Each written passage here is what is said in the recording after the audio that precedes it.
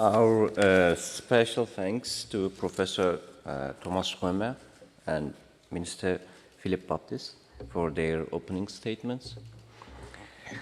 I'm very pleased to welcome you here, where once Claudio Levi-Strauss, Michel Foucault, Braudel, Febvre, Merleau-Ponty, and many other scholars were speaking here.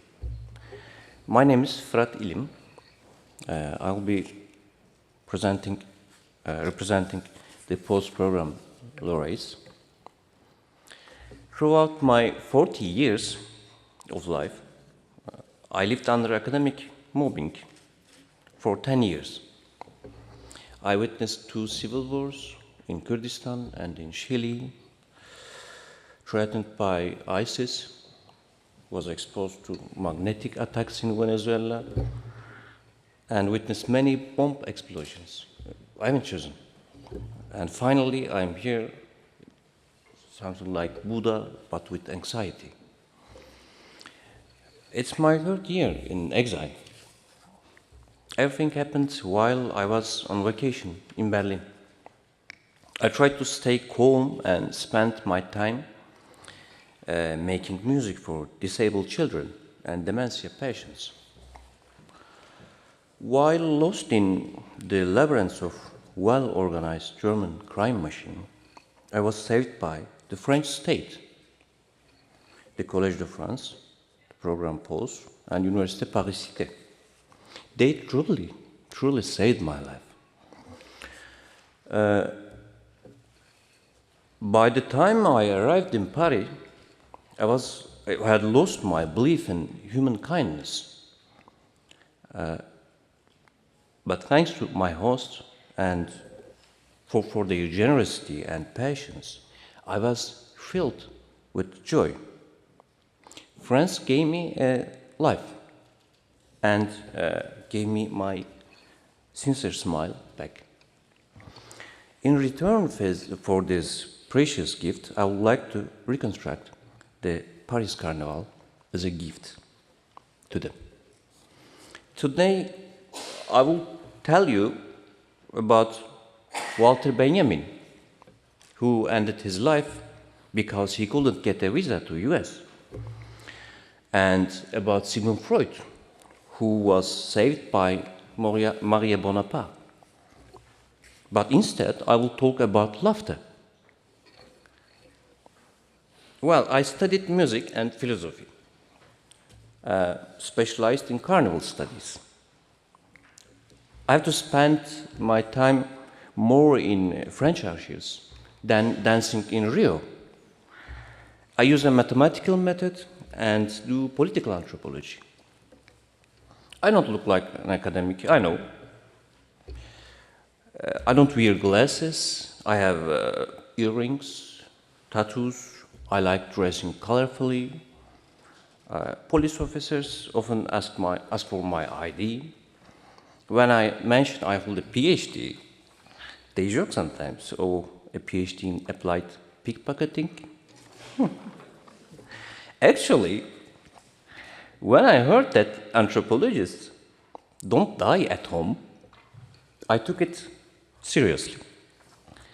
As an anthropologist, you sometimes need to look a little bit dangerous, in field research especially.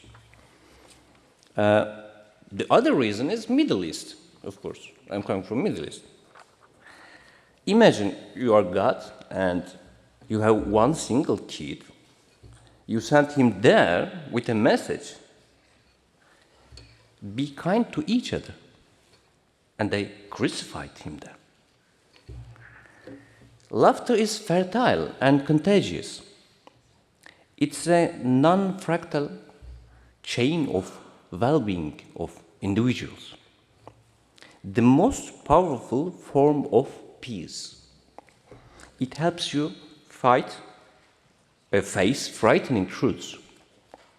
Unfortunately, we all have taboos, and we need to find a way to talk about them. Laughter works. Ritual laughter. An exception not threatening everyday life. It's good for health too.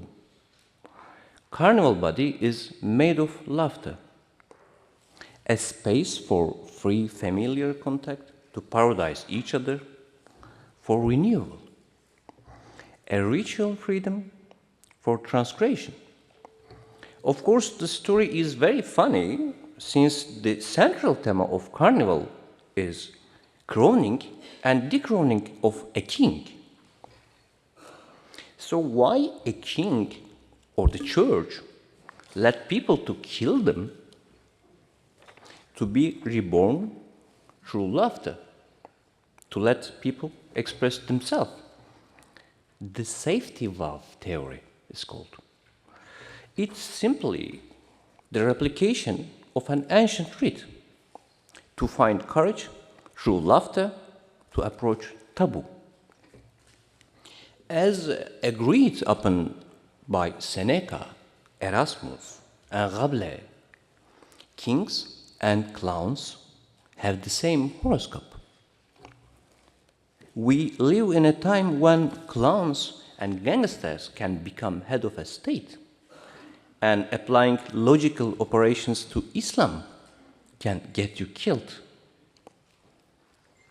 If you try to discuss the topics that were once considered anthropology 70 years ago, you will first be excommunicated by the left.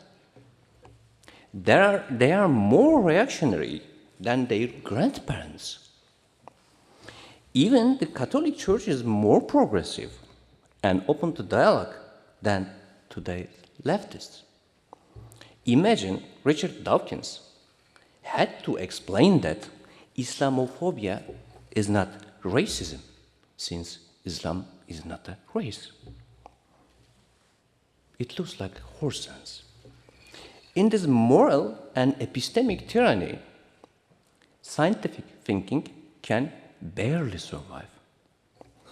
Taboo creates psychopathology, while every good idea would need laughter once. Paris is not an exception. This city had its own carnival for at least 5 centuries. But you know the rest of the story, where the fête de fous was prohibited, there was clinic invented. The courage we need lies just beside us, in Pantheon, the house of our brave mortal gods, with Rousseau at head, le savant le plus sauvage. He holds the fire to burn the Ravaval or Karnevalwagen. At the house of the finest among the neighbors of mortal gods. It's a great joy to greet you, this time not as a guest, but as a host. Welcome.